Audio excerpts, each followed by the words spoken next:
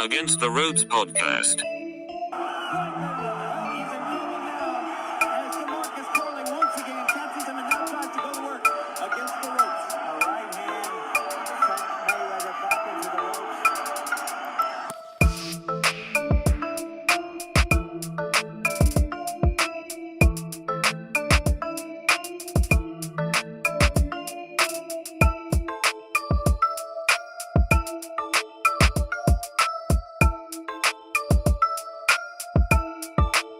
Contra las cuerdas.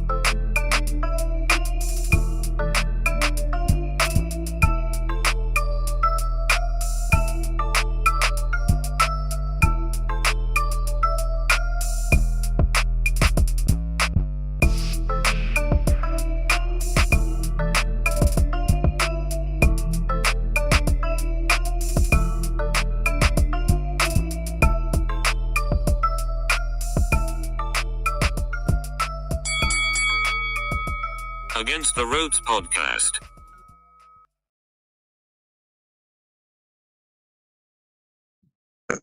Ladies and gentlemen, welcome back. AtR podcast. Gio Garcia here, alongside Christian Mosqueda, back for another episode. 262, Chris. We're heavyweights, and man, we're gonna talk heavyweights today for sure. Hey, it's fitting since, like you said, Gio, we had a huge card this past weekend, 4 heavyweights. Some other good names on that card, but yeah, man, let's get into it, Gio. What do you want to start with? Which of the heavies do you want to start off to kick off the show?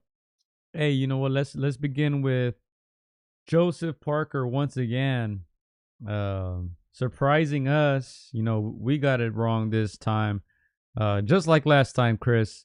You know, we thought Big Bang Zhang was going to do what he does. You know, he hurts his opponents. He only had that controversial loss to Hrgovic before this. Many of us thought he was going to win again. If I show you the poll, it was, I think 80% of the people voted for him to win this fight. Most people thought he was going to win. You know, he knocked down Parker a couple times. Parker survived, outboxed him for the majority of the fight, and you know he's earned all the bags that are coming his way. Joseph Parker. Yeah, like you said, Joe, we got it wrong. It was before the fight, we felt it was 50-50, 55-45. You and me favored Zhang. There are some people that did favor Parker. You talked about the momentum that he had in that last fight, but yeah, man, Zhang had the size and he kind of gassed out. Again, all props to Joseph Parker. He did get knocked down, but he won the majority of those other rounds. And again, he surprised us again, puts himself in a good position. But yeah, man, I gotta say I'm a little disappointed in Zhang, man. Again, after those 2 Joyce fights, you kind of have to, feel like this is his coming out moment. You felt that he could have, hurt him early, and try to finish the fight at some moment, but he gassed out. Joseph Parker again with a great upset win, in my opinion. Yeah, and I mean, you gotta wonder what's next, man. Look, these guys were talking like there was they were saying there was a rematch clause, Chris. I don't know if you heard about that. So it seems like they might be fighting again. They said there was a rematch clause both ways. We'll see, man. Look, Zile, 40 years old. We thought this was his big moment. We thought he was finally going to get that huge payday. You know, there was obviously rumors, AJ, Fury, all the big guys, right? You got to wonder where he goes from here. Like I said, 40 years old. Joseph Parker already faced Anthony Joshua. He was defeated by Joshua. Will he face the winner of that Usyk Fury fight? I mean, he's certainly there, but we got to see first if that rematch happens or not. Were you a little surprised that Zile gassed out, or is it no surprise given his age?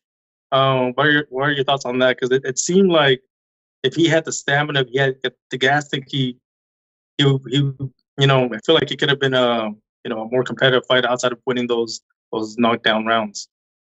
Yeah, I was a little surprised that he gassed out, but yeah, I think his age kind of showed.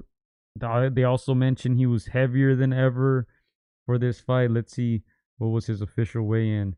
291 pounds.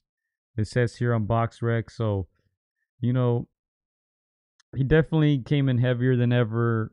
40 years old. I mean, look, I think his strength is, this is going to sound very rare for a guy his size, 6'6", 290 pounds. He's a slick southpaw, Chris, for his weight. You saw those straight rights that he was able to sneak in there, drop Parker. I thought it was over. I thought he was going to continue to hurt Parker.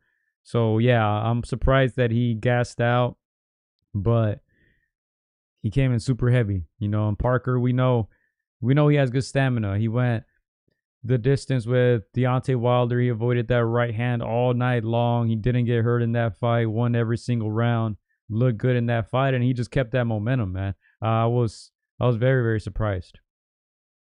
Yeah, when you see the first round, the second round, you see the size disparity and favoring Zhang. So I felt like he's gonna overwhelm him. That's what I thought in the early rounds. And obviously the knockdown came.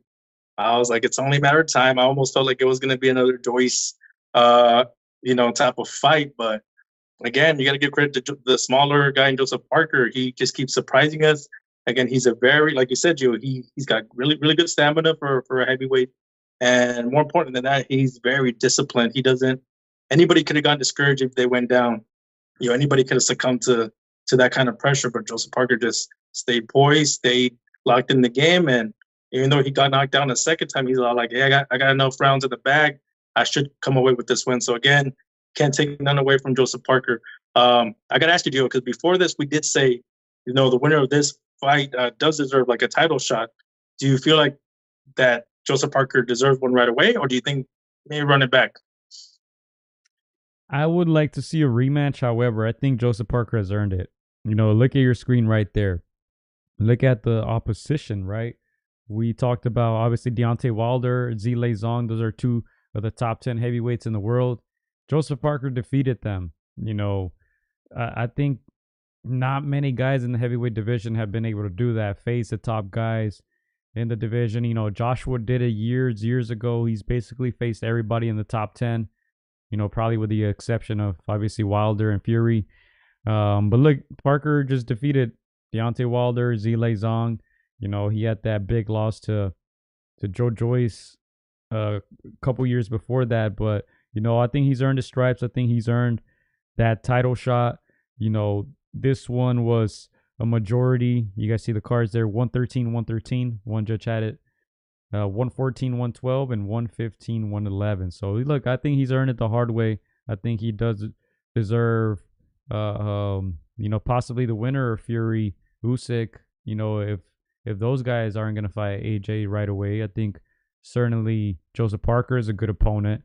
Not sure if Fury will face him. They're good friends. So not sure if they'll fight each other, but he's earned it.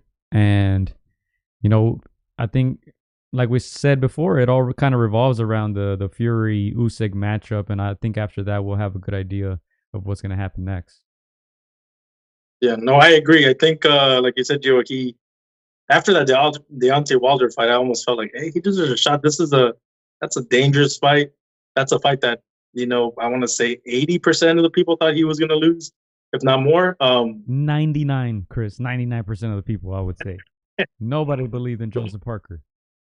Yeah, so after that, I was like, he deserves, to be close to that title shot. in a sense, he almost didn't have to do this one, but you know, now that he did it and he won, it should get him there. We won't know what will happen after that Usyk Fury fight. They might, if it's close, they might rematch it. If it goes the other way, it might be a rematch or 3 fights. So we don't know. But yeah, I think Joseph Parker, if he doesn't get a title shot right away, or he doesn't face a guy like Anthony Joshua, he should, man. He should get like a big bag. I think it's well deserved. And yeah, that title shot has to come his way. Yeah, Jesus says Zhang has the rematch clause. Yeah, so we'll see, man. I'm sure if the Saudis put on another show like this, I'm sure they'll hop on it. I don't know what the purses are for that specific fight, Chris, but I did see the purse. I'm not sure if you saw the same number for AJ and Ngannou, which we're going to talk about in a bit. But, man, they're splashing the cash over there, man. They're splashing the cash. So if they splash it for Zhang and Parker, yeah, I can definitely see it again. Yeah, I would like to see a match, but I want to see Zhang shred a couple pounds. We saw Joshua be lean, much smaller than he normally is. It reminded me of that rematch against Ruiz, that kind of frame. Obviously Zhang is not going to get down that low, but if he shreds a few more pounds off, I can see this fight being more competitive. And yeah, I know it's difficult to work on your stamina at 40 years old. It's tough, but hey, it doesn't hurt, man. Run, throw in some miles, man. Throw in some miles that you saw that you have success, early on. And if you can hurt Parker and if you have more of a stamina engine in there, it could only benefit you. So if there is a rematch, I want to see a slimmer Zhang for sure. Hey, look, and I would like to see somebody shred some pounds too. I'd like to see this guy slimmer. Andy Ruiz, man. Andy, where you at? You already fought Joseph Parker. He lost to Joseph Parker, right? That was his first loss. That's still a possibility, man. Andy Ruiz is still a big fight, and let's not forget Zile. That Chinese market is still huge. Andy Ruiz can easily go fight Zile and China, and that's gonna be a huge fight. So, Andy, man, get back in shape. He hasn't fought in a long time. There's still big fights to be made. He's not old. He's not Zile old. Zile's 40 years old. Parker's only 32.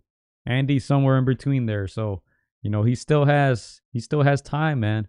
If he wants a big bag, it's still there. It seemed like that Wilder fight was gonna happen. Didn't fall through, but hey, there's still options out there. Elandi, get in there, man. Get back in it. Yeah, and Andy, if you see some of that footage, he's been trimming down. He's been losing weight. And again, I think this is the golden moment when it comes to purses for these heavyweights. With Turkey out there in Saudi Arabia, like you mentioned, Zhang and that billion plus people built-in fan base in China. If you're Andy, before the time flies away, before 5, 6, 7 years pass you by, and you look back and you're like, man, it becomes dangerous. And we'll talk a little bit about aging heavyweights and the danger in that aspect. But you called it, Joe. He needs to make some moves, talk to the right people, continue being in the gym and knock at these names, because he is still young. He has a name. He can still capitalize on, right now during his time. All right. Well, yeah, I think that was a surprising result. I'll show you guys the poll in a little bit, but people be cheating. People are voting after the fact. And Chris, even then, it was still the vast majority for people voting for Zile Zhang to win that fight. And, we're going to get into the AJ and Ngannou poll too that we posted, because we were a little bit surprised. You even said, man, these people must know something that we don't know, because a lot of people were voting for Ngannou. Like I said, it's changed since, some people voting after the fact. But yeah, let me pull it up for you guys. We'll see what's next for Zile Zhang. 40 years old, as I said, but there's still, big fights to be made there. As I said, the Chinese market is still a big one. So, anything is possible. And if the rematch happens, I wouldn't mind. Dude, I was starting to doubt myself a little bit, Joe. I was like, man, I know my boxing. I know a little bit, but when I saw that poll, I was like, man, either AJ got a broken something, or Ngannou is looking excellent and sparring, dropping all the boxers that they're bringing through something. I was like, that's, but I'm glad we weren't wrong. Yeah, look, and here's the poll, right? Now, keep in mind, as I said, there was a bunch of votes that came in after the fight. People just voting for shits and giggles. The question was, this was posted 5 days ago, who wins, Zhang or Parker? 492 votes. 68% said Zhang. So I remember the last time I saw it before fight night, it was like 80-something% in favor of Zile, right? And even in the comments, not too many people saying, not too many people, believing in Joseph Parker. So definitely, I wouldn't say shocking result, but very surprising. Now let's show you guys this fight right here as well, because it's gonna look different too for the same reasons. People voting after the fact. Look now, 57% AJ, winning by KO. There was a point, Chris, where Ngannou had about 40 to 50% here. People were voting him for the winner. And we're looking at this like, what is going on? Why are so many people voting for Ngannou? Is it the MMA fans trickling in? Who's voting? Who's casting all these votes for Ngannou? But hey, the fact of the matter is Joshua destroyed Ngannou in just 2 rounds. Chris, give us your initial thoughts. MMA takes another L. Man, again, I was giving Ngannou some props. I was getting him credit for lasting as long as he did with Tyson Fury, even dropping Tyson Fury. So I predicted he was gonna last a little while longer. I don't know I can't remember what I predicted, Gio. Maybe late knockout or distance, but I was giving him credit. But man, again, this was destruction by AJ. This was vintage AJ. Back to the 1-2s. Great step over, right on the money, and dude, Ngannou just flat out was out. And so this is a huge blow for MMA. Again, it shows you the levels when it comes to standing toe to toe with a true boxer. Yeah, let's read some of the comments here, man. Our boy Clyde is going in. AJ, people actually thought MMA dude had a chance. AJ played MMA dude with amateur setup and made it look easy. Jab, feint, jab, right straight, good night. MMA dudes need to stick with WWE and stay away from real fighting, he says. Ooh. Hey man, look, Chris, I'm gonna come at you real quick too. I'm gonna come at you real quick, and I think you know why. Because we texted the group chat immediately after this happened, and one of the things we mentioned is that you came on the show, Chris. You came on the show. I should have had the replay ready, huh? I should have had the replay ready. I should have pulled up the receipts, but I'm not gonna do that at this moment. You came on this show after he lost to Tyson Fury and said, hey, this guy should be ranked top 10 heavyweight in the world. Just like the WBC, they had him ranked top 10 in the world. Chris, I think that is so irresponsible. I think that's how people get hurt. I think it's irresponsible for these sanctioning bodies to sanction a fight like this. Yeah, Tyson Fury didn't take it serious. He didn't train. Obviously that fight wasn't for a title, but it was still a professional boxing match. People were hyping this guy up.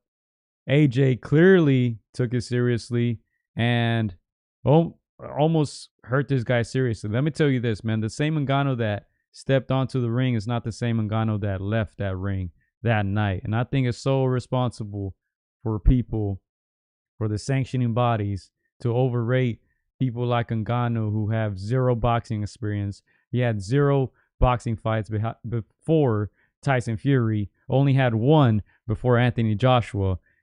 Man, if you're putting these guys against a world-class trained boxer, things like this can happen. And luckily he didn't get more hurt than he did. He was out for I don't know how many minutes. They were giving him the oxygen tank.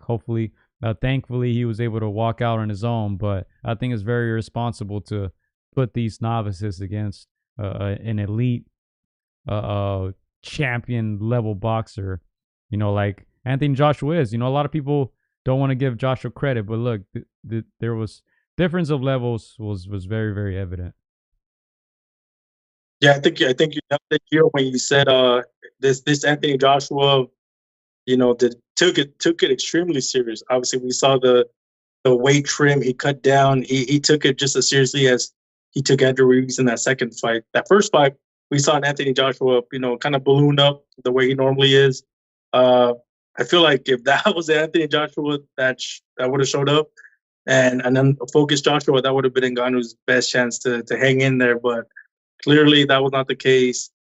Yeah, I'll admit it when I'm wrong. He got destroyed. That was a polarizing right. Again, the powers that be, because Ngannou is a huge name.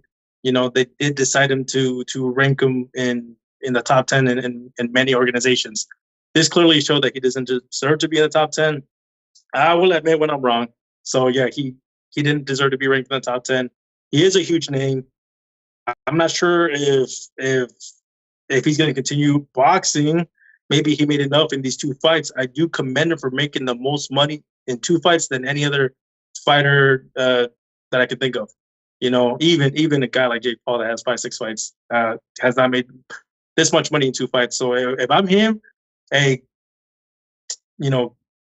say thank you to the sport. Take your tens of millions of dollars you just made. This is clearly dangerous if you continue to do it. Again, it was an unfocused Tyson Fury that made people believe that he was in the top 10. Clearly not. All right, now let's get into that. Let's get into the numbers before we get into the comments. Jesus, I promise you, I'm not gonna skip that comment that you wrote earlier. Did you read what the purses look like, Chris? At all? I don't know if you saw some numbers. I saw it was upwards of 15. I didn't see the exact number. All right, so I read AJ 50 million, 50. Francis Ngannou 20 million, 20. I mean, look, you made a great point. This guy, 2 fights, his first 2 fights. I don't know if anyone in history has made more money in their first 2 fights than Francis Ngannou. I mean, I don't know if you want to watch him box again. I don't. I think he should retire. As you said, go enjoy your money. Go back to the MMA. Go do what you're good at. Clearly, it's not boxing. All right. But 20 million, Chris. We can look up how many he made against Tyson Fury, but man, this guy got paid. Again, Gio, like you said, once after that punch connected, he folded. We've heard this time and time again. You're never the same. Something gets taken out of you, whether it's mental, physical, confidence. It's sapped out of you. So again, even if he had 10 fights in MMA, he's not going to make anywhere close to what he did in this fight. So it's, again, I applaud him for being courageous and jumping in and maximizing on Tyson Fury, overlooking him. You drop the lineal heavyweight champion, man. You could talk about that for the rest of your entire life with your millions. So no need for him to fight again. No need for him to have to step in the cage again. No need for him to have to step in a boxing ring. Like, so many fighters wished they were in this position. So enjoy your money, bro. You hey, well earned. And you see it there. Some of these links are saying 10 million he made for guaranteed for Tyson Fury fight. So let's just say 30 million, right? 30 quick milli. Yeah, go retire, man. Go retire before you get hurt. And look, let me tell you this. There's still interesting fights for him out there. It's just this guy is going to continue to get hurt, if he faces real boxers who take it seriously. I think what we saw against Tyson Fury was not real. Fury didn't train, didn't look interested, still was able to win. Didn't train, still won. Anthony Joshua, as I said, took it very seriously, and it was easy money for him. 50 million, man, a great business by Team Joshua. Oh, man.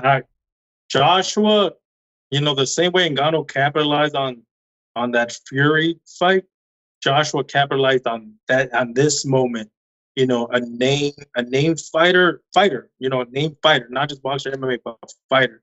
He capitalized on him looking very decent as his first fight against the lineal champion of the world.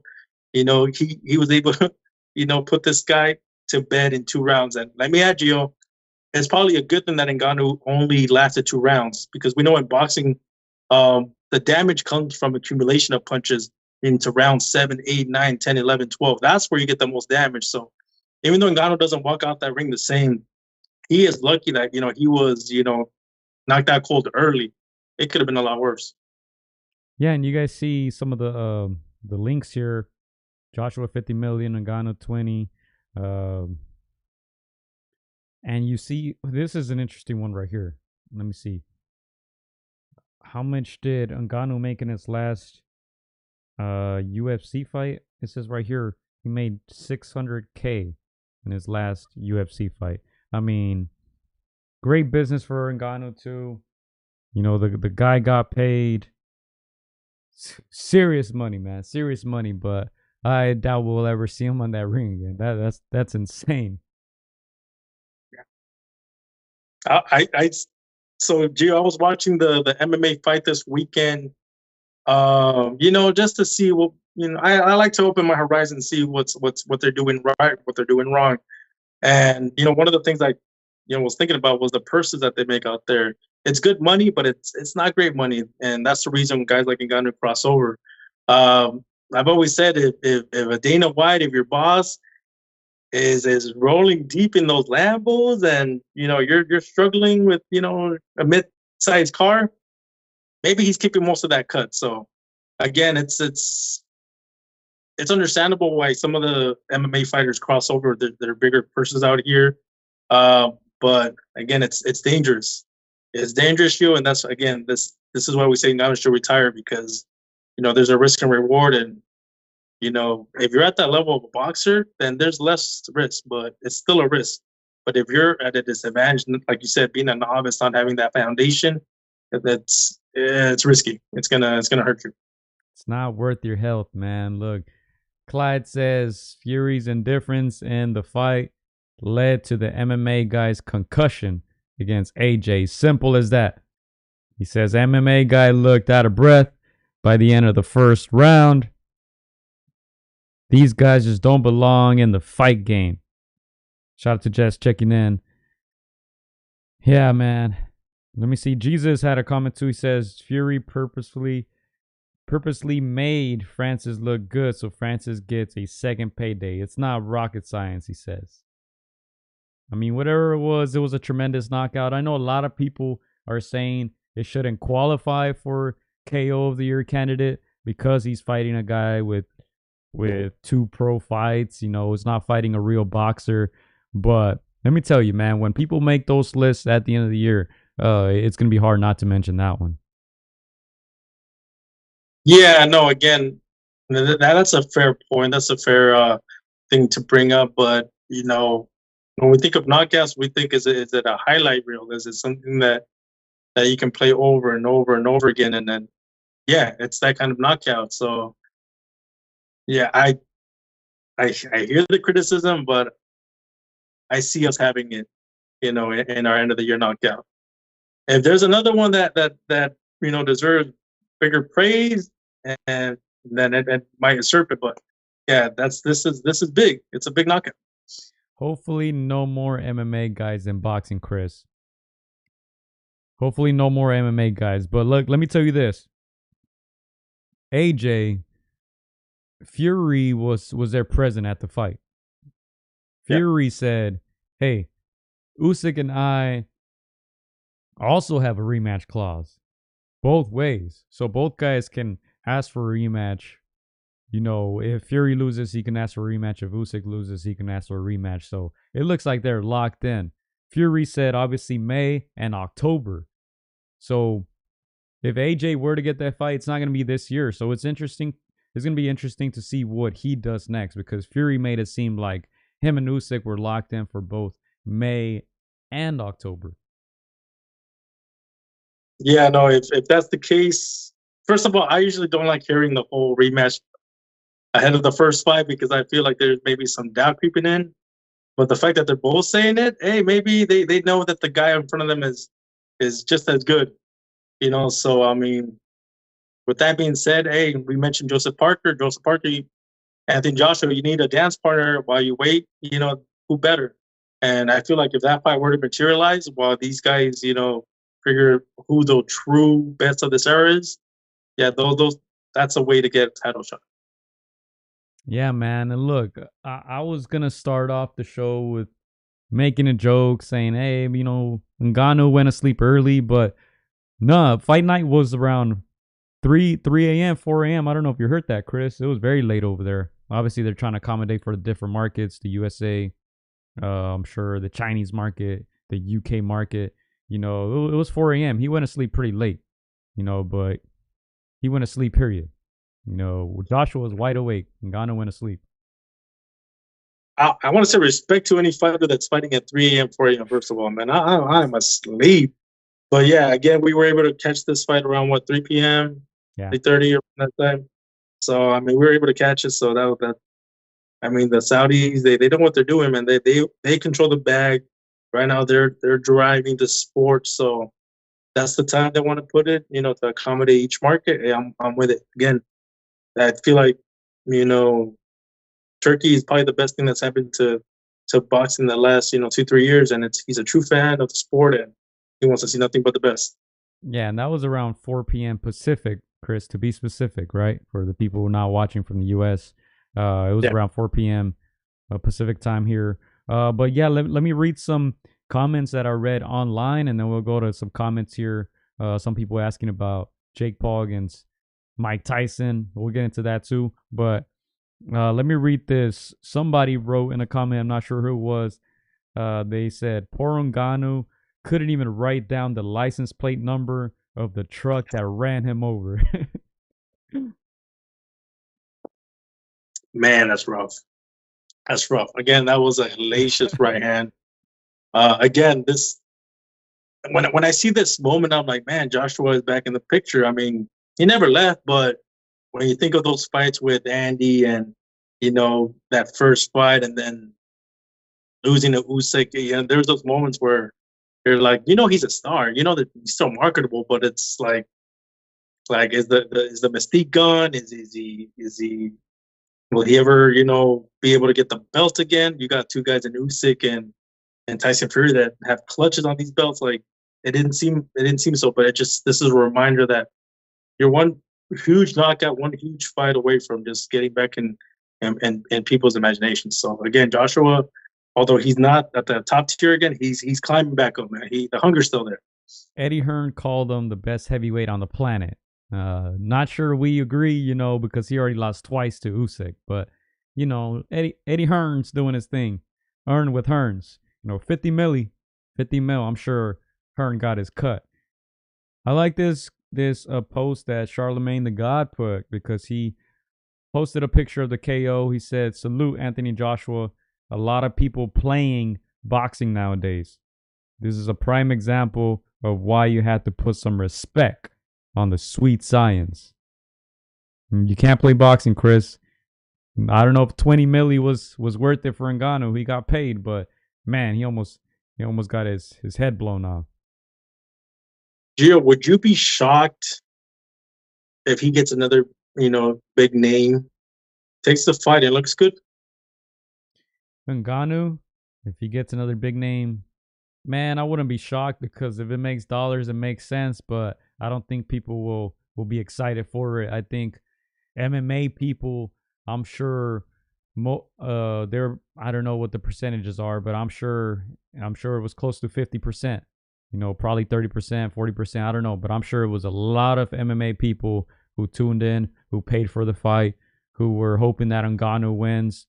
Same with that happened in the fight with Fury. You know, he made it close. I'm sure that gave them false hope. I'm sure a lot of them tuned in and saw their idol get knocked out. Chris, this was supposed to be the biggest, baddest man on the planet.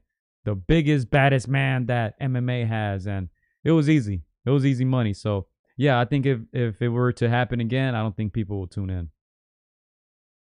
Yeah, right now there's a guy in MMA. He's in the same weight class as Ryan.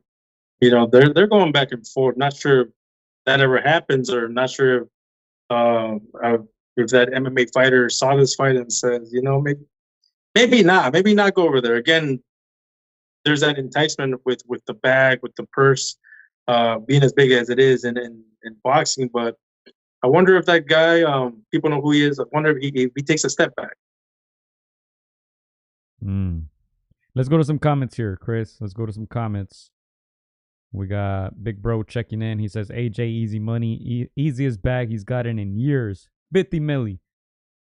To be specific, they're saying. MMA dudes will pay to watch Ngannou all because Fury made people think he was good and stands a chance. Our guy Jess says, Joshua's going to lose again versus Fury. Well, they haven't fought, but I think I know what he means. He lost to Usyk twice. But that's a good topic right there, Quiz. That's a good question. AJ Fury. Forget the belts. Forget if Fury beats Usyk or not. If they were to fight. Look, I saw the narrative change now because of this fight. A lot of people are saying, oh, look, Ngannou made Tyson Fury suffer. Oh, man, look, AJ made it look easy. Does this change our perspective at all, about what happens between Fury and AJ if they were to fight?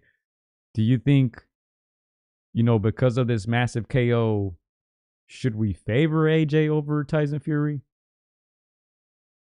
I would say it doesn't change my perspective because you kind of have to give Tyson Fury the benefit of the doubt that he didn't take it seriously. But it at least makes you interested in that fight once again. We talked about how that, expiration date had passed, how Joshua, messed up the pooch, messed up the bag, and, nobody was clamoring for that fight as they once were. But this kind of revitalizes that a little bit. Obviously, you want to see a Tyson Fury come in 100% focused to get the best versions of these two guys. But yeah, it at least revitalizes it in a way for me, at least. What about you, Gio? Yeah, no, I agree. I think Joshua's power is nothing to mess with, man. And I think, as I said, that is still the biggest fight in UK history. I would like to see it. Let's see if the Saudis can entice him to go over there, or will it be at Wembley Stadium? As I said last week, if Fury wins, if AJ wins, I don't see a scenario where these guys don't fight each other. I think it's their version. It's the UK version, it's the heavyweight version, whatever you want to call it, of Mayweather Pacquiao. These guys have been two of the top guys in the heavyweight division. They're from the same country, Chris. It doesn't make sense not to fight. I think it's a massive fight. I think it could break all types of records, pay-per-view, live gate. So I think, that's the fight.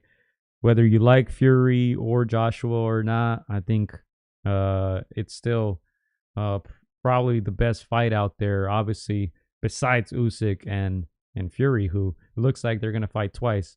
According to Fury, he's saying May and October, but they're locked in.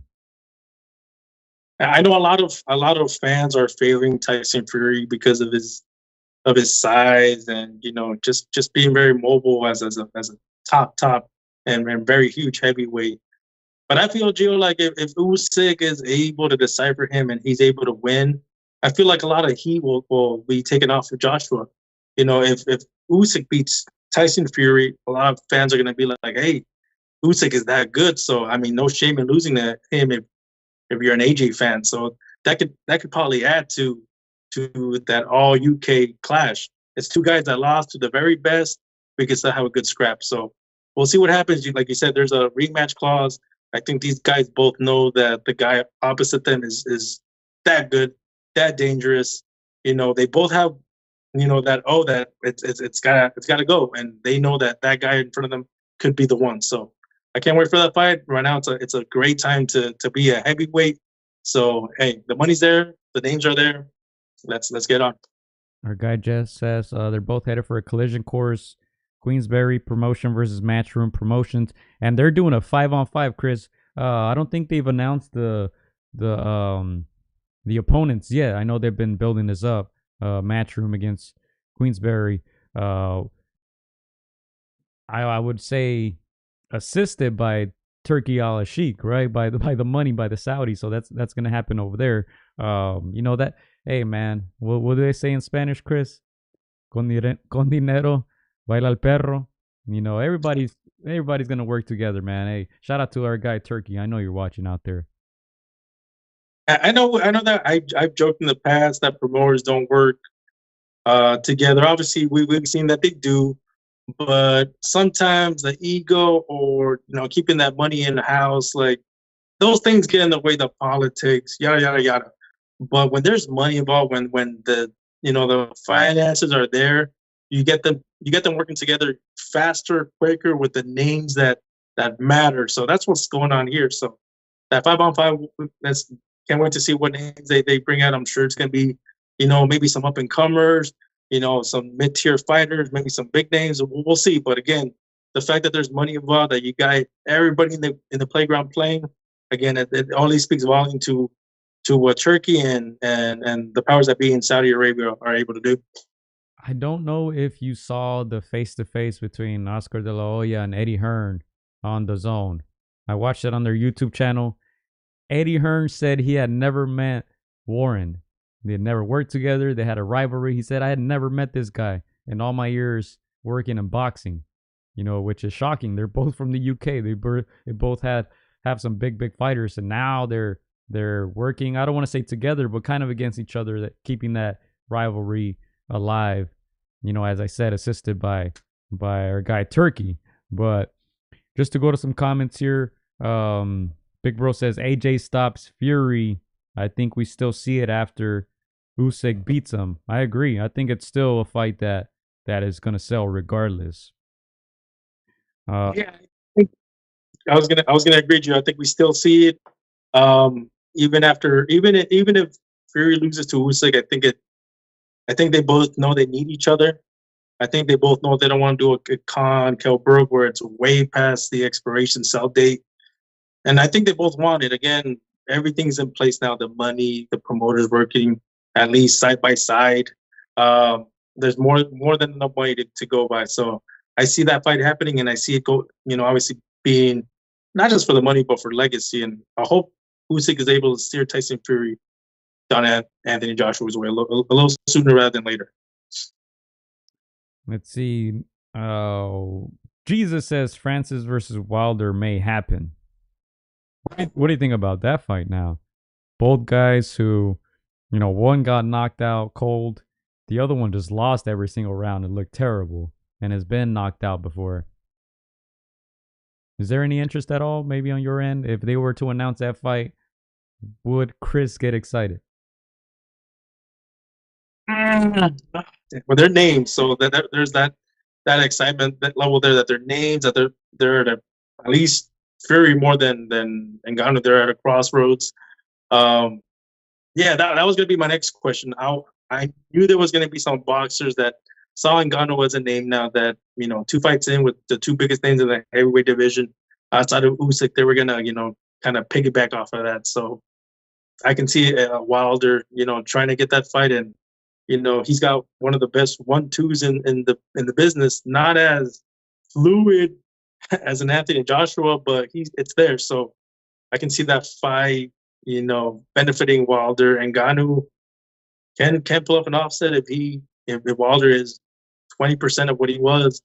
But would I be excited? Yeah, a little bit. But do I want to see it? Probably not. Probably not, because of where they're at in their careers. They've made enough money. They should retire. Wilder will sleep him even worse. I wouldn't watch it though, says Clyde. Tyson may lose. Yeah, go ahead. Clyde's gonna have the stream on. Come on, Clyde, why are you playing? You love to see blood. You love to see gore. Shout out to IG Live, man. They've been holding me down. They've been keeping money in my pocket, man. It's tough out here. Shout out to the streamers, man. But anyway, yeah, man, that's all I got. AJ looking good. I like that he didn't even celebrate. Knocked him out, and he just kind of looked at the crowd like, "Yep, I'm the man. This is boxing. You don't play boxing. This is what happens." He didn't even celebrate. He was all right, cool. On to the next one. Yeah, again, it's tough to do the cross. I feel like the same thing might happen to boxers. You go to MMA, they're not gonna want to try to stand up with you. They're gonna go straight for your body. So there's spaces for each sport, and again, like we said on podcasts, the money is enticing, but at what cost? Yeah, man. And look, that's all we got on that. I do want to mention another fight on that card, Chris. Ray Vargas retains his belt. You know, when I heard that, I was like, oh, cool, he won. No, it was a majority draw. One judge had it 116, 110 for Ball. Another judge had it 114, 112 for Vargas. And then the last judge, 113, 113. Vargas dropped a couple times. Chris, he hasn't looked good. He got dropped in the 8th and the 11th. He got hurt several times in this fight against a guy, 5 inches shorter than him. He hasn't looked good lately, man. And I know I didn't watch the fight live, but I was reading a lot of the comments. A lot of people were complaining. A lot of people saying that he lost this fight. Chris, he hasn't looked good recently, Ray Vargas. Yeah, no, just like you, Gio, I was at work when this fight happened. And just like you, I read some of the stuff that happened.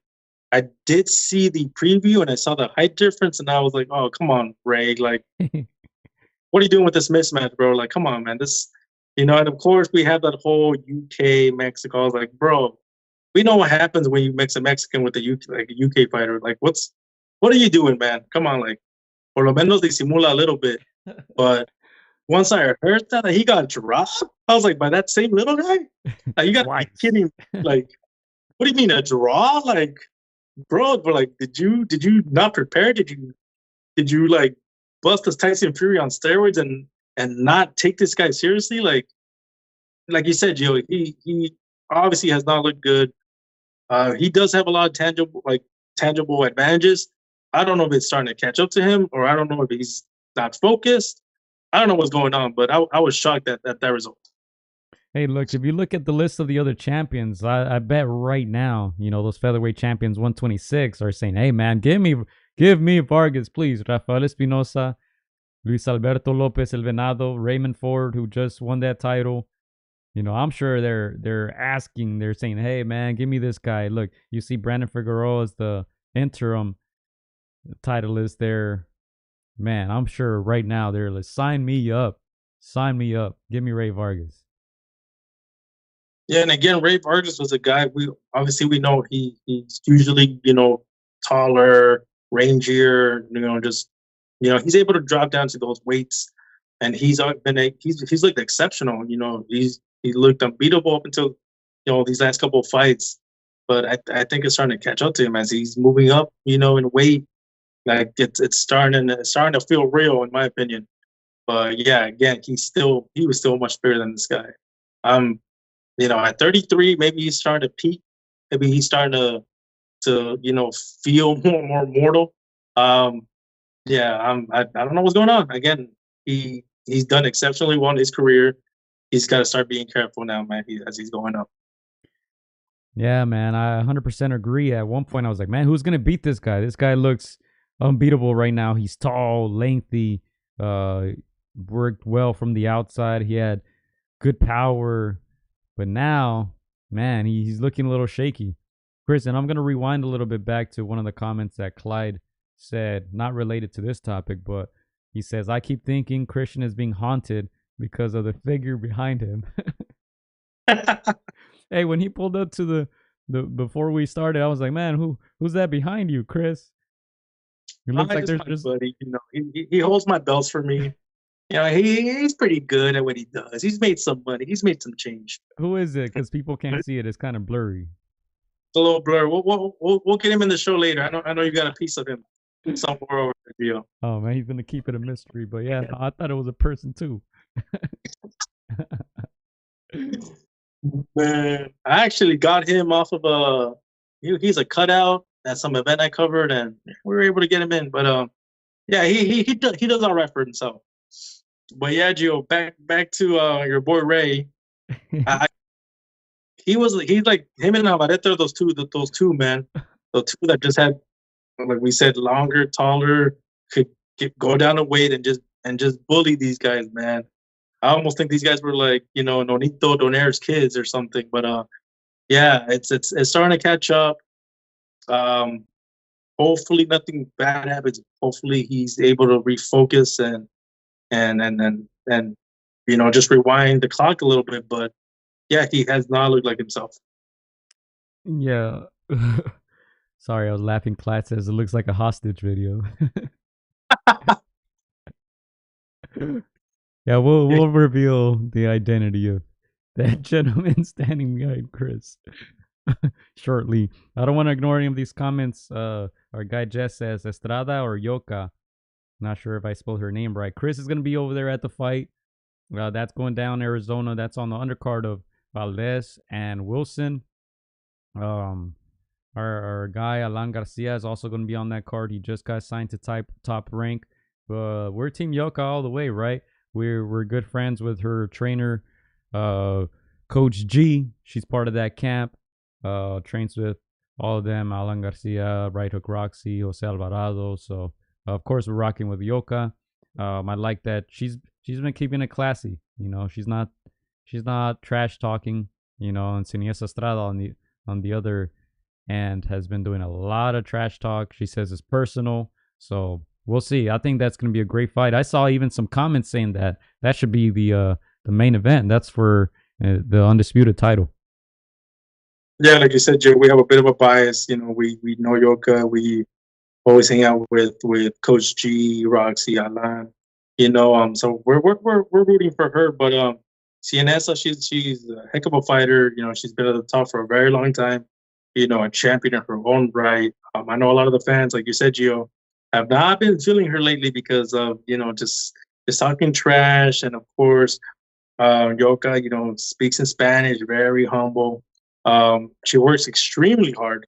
We've seen her train. Just being around that team, she works extremely hard. Again, it's a tough fight. Anybody can take it, in my opinion. Again, I think the fans are favoring right now Yoka based on just what they've seen through those interviews. Like you said, she's humble. She's down to earth. She's not really talking, trash, and people don't like that cocky type of fighter. But again, it's a very tough fight. 50-50. It might obviously come fight night. We might see who the true champion is. But yeah, we're rocking with Yoka Valle. It's going to be a tough fight, and may the best woman win. Yeah, that's a very interesting fight. Jess says his son and Kid Kansas have a bet on who wins. Ooh. Things get interesting. And then, look, I wanted to rewind to some other comments here. I think there was another one by Jess. He says, Mike Tyson, Jake Paul. What do you guys think about that fight in the chat? What do you think, Chris? First of all, I was shocked when it was announced. I'm a little disappointed I didn't go to Puerto Rico to go, just get some of those videos. But hey, all good.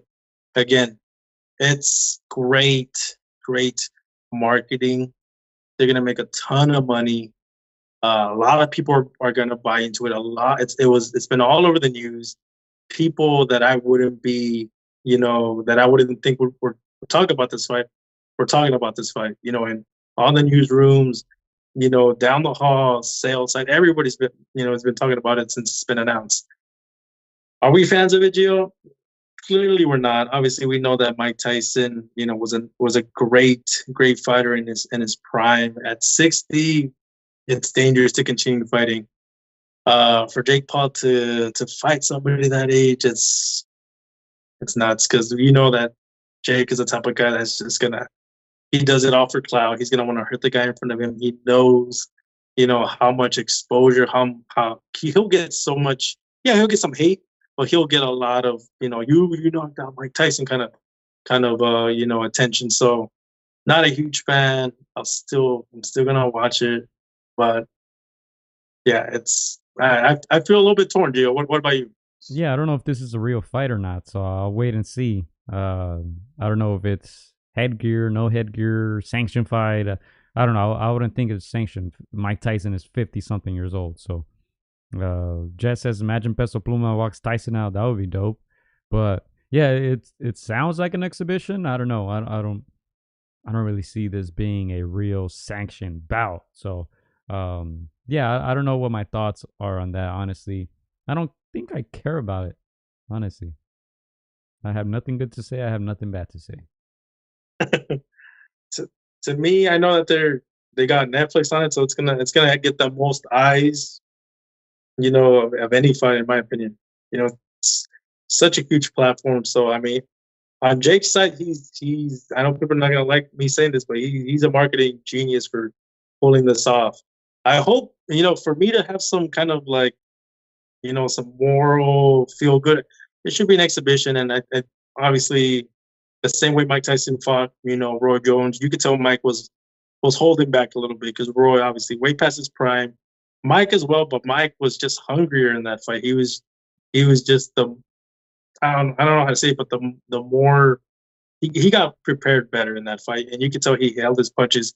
He's being respectful to Roy. Still give us a very entertaining fight. So hopefully there's something like that where they at least Jake, who's a younger guy, is able to hold back and not hurt Mike, because we like Mike, man. Come on, Mike's a legend. So yeah, we'll see what they decide to do, but they're saying they want to sanction it.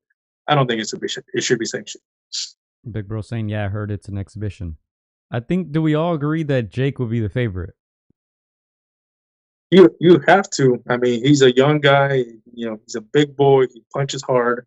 You have to be favored. Again, he's got that stamina factor in front of him. Mike is a dangerous guy, but he's 59, 60. Come on. We can't even do that at this age. Come on. So at 60, you're ready to collect those benefits, man. Let us know if you agree, because I think I saw some mixed emotions. People are saying, oh, Jake Paul's going to get hurt. Yeah, let's not forget Mike Tyson is 50, 54? How old is Mike Tyson? He's old. 59, 60? This is not Mike Tyson in the 1990s, man. This is 2024, guys. Don't forget. But we'll see. We'll see what other news come out in regards to that. But hey, man, let's talk about the man that runs boxing, the face of boxing. People were waiting for this fight announcement. No surprise. Canelo Munguia, 4 de Mayo. It's now official. Las Vegas, Nevada, Chris. And you were pointing behind you. Your hostage, the person who's been kidnapping you this whole time. What did he say? Did he say some words for the pod? He's telling me it's oficial. Wait. I think I heard payday. Did he say payday? He said payday. Yeah, like you said, it's official, man. Obviously the whole back and forth, was it Charlo, was it Benavides, was it whoever, was it Munguia, was it somebody else, was it Berlanga? We finally know that it's Jaime Munguia. Not everybody is excited, but hey, you gotta take what we get. All Mexican affair.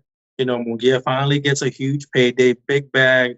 I think it's well deserved after that fight with Ryder. He's been, the guy that's just been looking better and better. Come fight night. So it's official. May 4th, Las Vegas. Jaime Munguia against your boy back here, Canelo Alvarez. What are your thoughts, Gio? Yeah, I don't know, Chris, if you want to move the camera up a little bit because they can't see the face behind you. I don't know if that's possible. Oh, there it is. Oh, look at that. Chris, we're not promoting it. That's what he's holding water. Get it twisted, boys. Water. That's water right there. Okay. Oh, we're not promoting anything else. Oh, there you go, man. This is a family show, guys. This is a family show. Oh, wrong face. I think Triple G's retired. This one. I meant to show this one right here. Hey, glad to know you're not a hostage right now, Chris. It's just Canelo behind you, holding a a glass of water. You know, he's getting ready for camp. So, you know, no more VMC right now. No more. Till after May 4th. No VMC. All right. All water. But yeah, you know, as we said last week, I think this is the best fight available. Kind of for the short notice, you can say. You know, obviously David Benavidez chose Alexander Vostek instead of waiting. You know, he chose to take that fight at 175. Didn't wait for his turn, Chris. He moved up. And Canelo said, hey, let's take the next best thing. I do think Munguia is an interesting fight. You know, he's a guy that I think, and hopefully he comes out there to fight. You know, we know he's a guy who's offensively minded. Hopefully he doesn't freeze like those other guys. You know, all the guys who talk so much, and then when it came time to get down, you know, they froze up, didn't throw many punches. You know, hopefully Munguia comes to fight. Obviously he's very limited defensively. I feel like Canelo should get the win, but I think this is going to be a good measuring stick for Canelo to see where he's at what, 33 years old. So, you know, I think for Mexico, this is a great fight. We haven't had that Mexican rivalry in a while. You know, let's see if this can spark something. And maybe I'm getting too ahead of myself, Chris, but you know, we just posted the Zurdo Ramirez press conference. Zurdo is challenging for a cruiserweight title. Canelo's fighting a Golden Boy fighter now. Zurdo is a Golden Boy fighter as well. I'm just saying, do not be shocked if Zurdo wins. Canelo challenges him for the cruiserweight title. They already flirted with that, the Canelo team, with going up to cruiserweight. Hey, I'm just saying, don't be shocked if Zurdo wins. I think that's a possibility. Are you gonna go up? Is that he doesn't want to tell me nothing, but hey, come on, Canelo. And that's not crazy. Oscar has said he wants to do business again with Canelo, and you got to give him something. You got to entice him with something. What better than a division that he's yet to hold a title in? So, hey, man, you might want to save this clip and run it back and say that you called it, because it might come to fruition. And like you said, Gio, Jaime Munguia may not be the Benavidez that people were clamoring, but hey, there's a lot of elements that can make this fight much better than what people expect. Again, it's like you said, it's the all Mexican affair. We know that Mexicans love to go to the body. They love to give and take. Like you said, Jaime Munguia doesn't have the best defense, so you know he's gonna get hit a lot, but he's gonna get pissed. He's gonna want to dish out. So to Canelo, he's gonna be digging to the body, something that a lot of fighters don't like to do with Canelo. They don't like to be in close quarters, but I think the Mexican pride in Jaime Munguia and that Mexican pride in Canelo, they're gonna want to, you know, fajarse. So I'm don't want to get too excited, but I feel like that's kind of fight we're gonna get. Like you said, Canelo's 33, you know, and Jaime Munguia's in his late 20s, so that he has an engine right there. He's got the stamina, you know, and he's got the youth, so it could pose for a great fight. 27 years old, Chris, to be specific. 43-0, 34 knockouts. Obviously, you know, you look at the names, no real notable names there. Gabriel Rosado, you know, more recently, obviously, Derevchenko, John Ryder. But look, he's 27 years old. I think the time is now. Chris, I remember years back on a Cinco de Mayo weekend when Triple G was looking for an opponent. You know, ultimately, they chose Vanes Martirosyan. Jaime Munguia was a possibility in that fight, man. That guy was like 21 years old. I don't even know if he was 21 yet. I mean, I think that would have been terrible for his career. I think we all would have favored Triple G in that fight by KO, not just by a win. You know, they decided to wait. I know recently when he was speaking to Eric Morales, he said that was one of his regrets, that he wanted to face Triple G, you know, in his career. But as I said last week, now he gets a bigger payday, bigger name. Mexico versus Mexico is going to be a great Cinco de Mayo weekend in Vegas. I think it's a decent fight. I think it should be exciting. Hopefully, they can get us more excited with a very good undercard. To me, I think the most shocking thing that it's actually in collaboration with PBC and DAZN. So everybody's involved. Al Heyman, Golden Boy, working quote unquote together. You can say they're both posting live on DAZN, PBC posting live on Amazon Prime. So I think that was the most surprising part to me. But I'm not mad at this, man. I'm not mad at it. Yeah, again, like you said, you not the fight people were clamoring for it. Not Benavides, not people, but I think sometimes in fights like this, when you don't expect a lot, you might be surprised at what you get, and it might be much better than what you anticipated. So I'm looking forward to this fight. Like you said, I think the time's right, 27-33. Canelo, even though he looks still, in the peak of his power, slipping a little bit. Not hugely noticeable, but just a bit. And Jaime's coming into his prime, 27. Again, he's got that youth attribute. Still not favored against a guy like Canelo, but hey, however long it lasts, we know it's going to be a toe-to-toe kind of fight, give and take. I know they're going to give us a bunch of shout-outs in this fight, so yeah, man, I can't wait to see that. Yeah, and look, Jaime Munguia did something Benavides couldn't. They're both the same age, and he got that big payday. So, he got the upper hand right there. But Big Bro says, Canelo, easy money, KO in 7 or 8.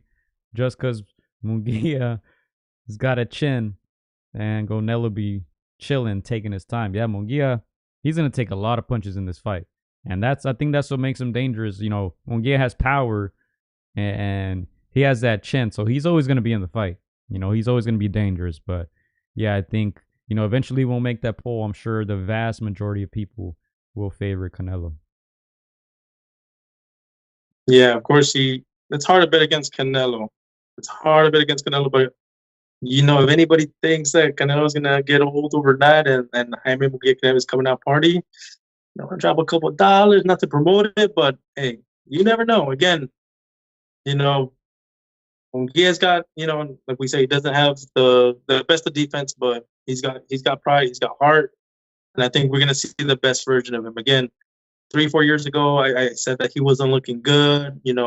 I gave him props early on I think he was actually 19 Gio, because 1920 when they were flirting with the whole Triple G, and I thought this kid was gonna be amazing, and I saw his progress and I saw his development years and years after he was hitting a wall, but the last couple of years he's been looking good, man. So hopefully we see the best version of him come May 4th, because hey, it's all Mexican affair, man. Yeah, and look, I think another thing that's going to be very interesting to me are the press conferences. Not because Munguia and Canelo, because both of them are very respectful. Every time I've heard them speak about each other, it's been very, very respectful. I think that's one of the things, like, you don't see too many Mexican fighters talking trash. They're usually respectful. They go in there, they're about their business. Now, Oscar de la Hoya, as I mentioned, Munguia does fight for Golden Boy. 50% of the time, De La Hoya throws jabs at Canelo. 50% of the time, he praises him. So I think it's going to be interesting to see them in the same room and address each other, because they're going to have to. I mean, the reporters are going to be instigating and trying to turn them against each other. Oh, that's going to be interesting. Hey, man, it's for the views. It's like that ex-girlfriend that's in the same room as you. You're like, I guess we have to talk, whatever. But yeah, man, I'm looking forward to this, Gio, and that I went to Jamie's fight, as Amir Khan calls him, and hey, if there wasn't a big pop, I would say it on this podcast. I would say, like, it was all right, but the truth is that pop in that arena was shocking. How much love Jaime Munguia got in that arena, and it's because he delivered exactly what the audience wanted, which was that entrance, that Mexican music, that humbleness, that admitting that he hadn't looked good in the past and he wanted to change that. He said all the right things, and then you deliver that kind of performance where you knock out a guy like John Ryder, who was very durable. That everything just goes for you. So I'm excited to see this fight. I'm excited to be in that arena to see who they favor, because we know that Canelo divides.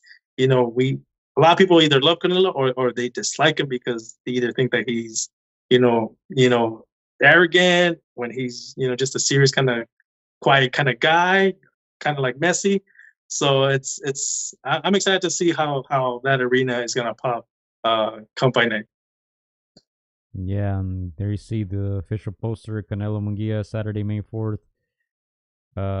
T-Mobile Arena that has become Canelo's home right there in Vegas. Well, that new arena is his, and it's going to be live on DAZN and Amazon Prime. We'll see how Prime does, man. They got their first show coming up March 30th. Tim is you against Keith Thurman, who I've been going back and forth, man. I'm liking the trash talk. I'm enjoying it. Keith Thurman trying to make us believe, Chris. I don't know if I believe him yet. Once upon a time, Thurman, I don't know. But yeah, man, I think that's all I got on this. It's going to be very, very interesting.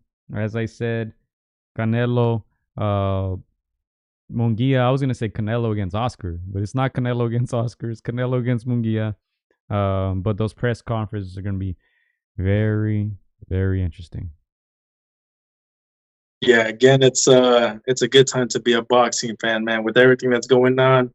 Again, we talked about last year, man. Last year was a banner year, and I even said it like I don't want to get my hopes up, man. You don't get two kinds of banner years like you did last year, but hey, I mean, I can't complain. We've been getting some amazing matches. We've been thoroughly entertained with the craziness that's been going down outside of boxing, outside of that square circle, and we get the face of boxing back come May, man. Again, I'm just looking at the positives, and I'm gonna try to enjoy that fight as much as I can.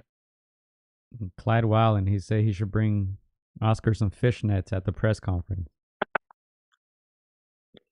Hey, man, you guys want to donate a little something? I'm not gonna put it out there, but yeah, man, it's gonna be interesting, man, seeing Canelo and his former employer in the same room. Hey, man, in other news, talking about the Golden Boy, Ryan Garcia seems to be in camp. It seems like he's back to quote unquote normal. Yeah, it's funny because the last couple of days you guys have seen social media, the antics, the craziness that is that. So yeah, he's been looking back to his normal self, training. When he signed that contract, I was like, oh man, this is another thing to add to that list of nutty stuff. But hey, he's looking okay, man. So hopefully he keeps that up and that fight comes into fruition. Of course, you know that we have a little bias towards our boy Arnold. If that fight doesn't get through, hopefully he gets it. So either way, it's going to be a great event. Yeah, and look, another fight that I wish doesn't come to fruition is this guy, Chris. You've heard the rumors, man. Hey, this guy's turning to the most popular name, I suppose, besides obviously Canelo on this podcast. Terrence Crawford doing what he does best, Chris, fighting Europeans for no reason. In this case, you can say a stablemate. He's trained by the same trainer, Bomac. But we started hearing rumors of Crawford against Eubank. Yeah, when I saw that, I was like, man, is this for real? Was this true? We know that Terrence Crawford has been flirting with moving up in weight classes. Even saying he could still fight Canelo at 168, something like that along them lines. And I thought that's kind of nuts. One division is already crazy. Going up 3 is a whole other animal. So when I heard this whole Eubank thing, like you said, same trainer. Team, same trainer, I thought it was a little nuts. But I was like, okay, you're gonna fight somebody, maybe somebody past their prime, maybe somebody with the kind of name. Okay, I kind of see it, but not sure if it's official. We don't think it's official, right, Gio? No, it's not official. Not a rumor. No, it just seems like a very strong rumor, but wouldn't be surprised, man. The guy took one tough fight and then went back to his old ways. As Chris said, if not for Spence's accident, Crawford would have been slept and become what he truly should be, irrelevant. Clyde said. So who do you, if that fight does come to fruition, Terrence and a guy way bigger than him, who do you favor in that? I mean, look, Liam Smith knocked out Chris Eubank Jr. recently. That's all I'm gonna say. Damaged goods, smaller guy, geocentric fighter, and Terrence Crawford pulverizes Chris Eubank Jr. much faster than Anthony Joshua did in Ghana. Damn, that's the take of the night, Gio. Big Bro going in says Terrence ducking boots, no outrage like against Canelo. Double standard at its finest. Yeah, and even Tim Bradley, who always throws jabs at Canelo, he was saying, why should Crawford fight Boots? You know, but then he wants Canelo to fight Benavidez, who, by the way, Benavidez doesn't even have a title, so I think Boots got elevated to a champion, right? So I don't know, double standards. When you're the face of boxing, hey, that's what happens, you know. But Clyde says getting spicy in here. And here when we bring in that Terrence talk. But yeah, no, again, I'm excited for the fights that are coming up, Gio. You know, again, you know, I'm very excited about that Usyk versus Tyson Fury fight. Tim Tszyu, who you know we're big fans of, you know, he's like the Yoka right now, keeping it classy. You know, he's just like talk your talk. Shout out to Stacks, who had a great interview with Tim Tszyu on their live. When I logged in, there were maybe 5 minutes in. I had to go back to work for like an hour. When I logged back in, he was still interviewing him, and they seemed like they were having an amazing talk. So shout out to Stacks, shout out to Tim Tszyu. I want to believe Keith Thurman because he's entertaining, and once upon a time, he was a great fighter in that welterweight division. He had the very interesting, fought all the names, but like Tim Tszyu said, he took a 5-year vacation. So I want to believe that, you know, that one time I can do it one more time, but you know, it's tough, man. It's tough. I can't remember the last fight, man. I really can't. But anyway, I think that's all we got for today. Oh, before we get out of here, we did have an announcement today, Chris. Golden Boy announcement. Look, Top Rank has been signing all these young, up-and-coming, great fighters, right? Golden Boy got one here. All right, remember the name. Joel Iriarte. All right, Joel Iriarte, good friend of the show. We've had interviews with him. Chris, you've seen him. You've taken video of him training. This guy's been sparring all the professionals. A lot of guys at RGBA. You know, he's been sparring guys like Ramirez, like our boy El Phoenix. What's his last name? The one that beat Rollies and got robbed. God damn. You guys know what's on. Dominican fighter. This guy's been fighting, sparring everybody at the RGBA. Everybody says this guy's a real deal. Everybody, I'm not going to say who, but people say he's hurt all those guys at the RGBA, man. Well, you guys better pay attention to this guy right here. He's going to make his pro debut this weekend on that Camarón Cepeda undercard. He's the real deal. Like I said, we have a podcast with him. We went over all the way to Bakersfield, Chris. We don't do that for anybody. We knew this guy was special, a special amateur. Shout out to our guy Tito for linking us up with him. Keep an eye on him, man. He's the real deal. That's all I can say. Yeah, again, when I saw this drops, automatically I send it to you, Gio. I was like, it's a sure thing, man. It's official. He's a golden boy. And I think he actually embodies that. He's a super humble kid, works hard, you know, lives out there, you know, where there's nothing to do but to train, but to dream, but to work hard. And that's what he does. And, you know, I actually ran into him at the Ryan Garcia presser and that whole circus. And, you know, I told him, hey, what's up, man? Like, good catching up. He's like, hey, I got some big news, you know. And so this was it. We obviously weren't able to talk with him because of all the stuff that was going on in that day at the presser. But I'm so proud of him. So glad that he signed with Oscar. Obviously, now you got to maneuver your career very carefully. But, hey, man, again, debut, you know, coming soon. And so, man, I can't wait for people to see what this kid's made of. Again, you know, we're going to wrap up soon, but just see what he does in that fight. And all those guys that you said, Gio, those RGBA guys, they know that he's a real goods. Yeah, and he's making his pro debut. As I said, Camarón Cepeda undercard the zone. Just signed to Golden Boy. Man, y'all better pay attention, man. This guy's the real deal. I'm already predicting knockout, Chris, for his pro debut. This guy has power. He has boxing skill. He's smart. Man, I'm excited. Yeah, anything less than that, I don't want to say it, but he's built, he's built to knock out guys. And again,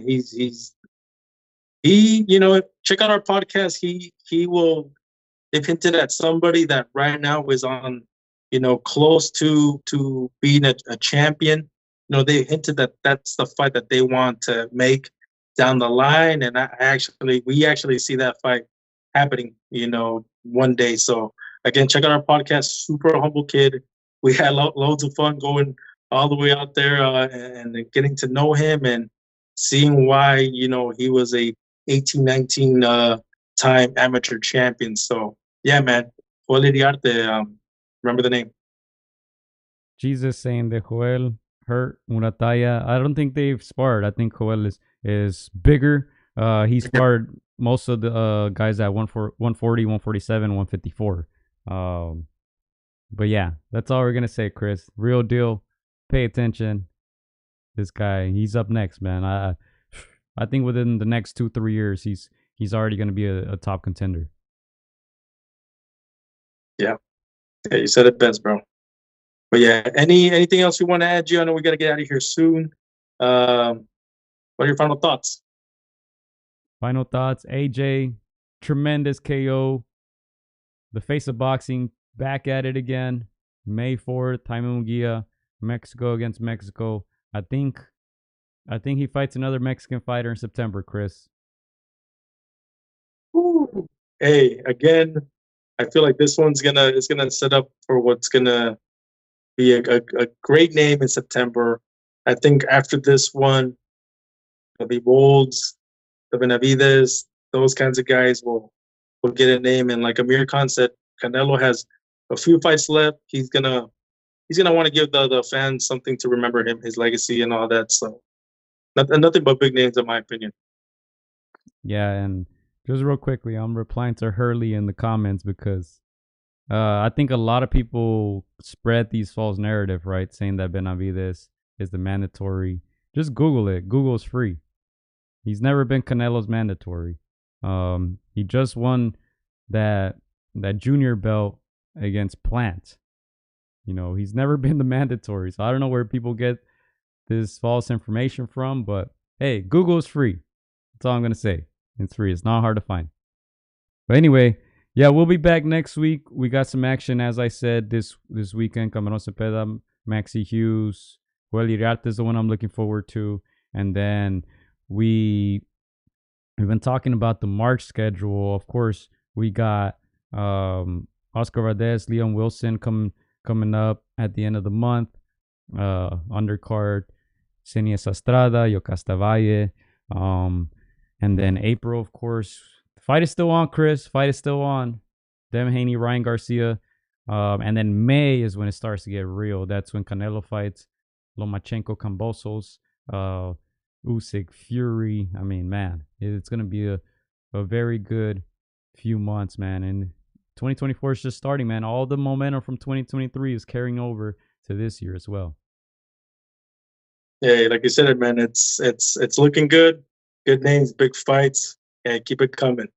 And then before we get out of here, Gio, I am rocking my Akira Toriyama colors. If you see my boy Canelo helping me with those Saiyan colors, it wasn't a coincidence. We planned this accordingly. So, a big RIP to the creator of my favorite show. I'm sure many people that are tuning in are big fans of Dragon Ball Z. So shout out to Akira Toriyama, for creating such a wonderful show. There's a lot of people that love that show and that love boxing. We just love action and we like fighting. So rest in peace. Let me show you guys my little heart real quick. Yeah, man. Y'all know I got that Goku in the background. That's what's up, man. There we go. Chris pulling up with the art. Shout out to the creator, man, for making our chocolates badass. Yeah, man. Hey, are you gonna bust out with a Canelo behind you next time too? Yeah, you had people worried in the chat, Chris. And maybe people like the Canelo in the background. We'll keep them around. We also got weights in the background too. We might pop that up. There you go. Hey, take a vote. Do you guys want the Canelo, the hostage again in the back for next episode? But anyway, Chris, let's get out of here. You guys are still going at it at the chat. Let me see what they're typing over here. Did we make Hurley quit? Don't forget the monster too. May 6th, says Big Bro. The monster against the Mexican El Pantera Neri. That's coming up too in May. Oh man. I just saw your little Goku, man. Shout out to Goku. Shout out to the Japanese fans. Shout out to all the fans around the world that are tuning in and supporting us and supporting boxing, supporting the arts, man. So appreciate you guys. Payday. Somebody translate that to Munguia, because that's what he's getting. Payday. Hey man, El Terrible is gonna miss out. Freddie Roach gonna get that cut. Terrible missed out. Oh man. Terrible. Hey, shout out to Jamie, man, getting that bag. All right, mates. We'll be back soon, mates.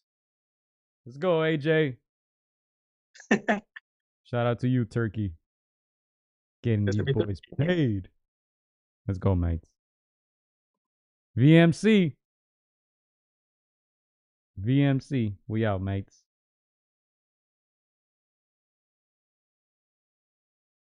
Hola amigos, soy Juan. Quiero mandar un saludo para mis amigos de Contra las Cuerdas, que se muchas ganas, un abrazo, muchas bendiciones. Shout out to Against the Ropes. You know what mine is? Let's box, bitches. It's almost fight night. Shout out to Against the Ropes. Thank you for the support. Keep doing your thing. You're doing a great job. So thank you and best wishes. Huge shout out to Against the Ropes. Shout out to Against the Ropes. Thank you guys for the interview and hope to see you guys soon. Against the Ropes, always doing the right thing. Shout out to Against the Ropes, man. I appreciate you guys for having me, taking the time on y'all day. Against the Ropes, #1. Freddie Roach. Thank you very much.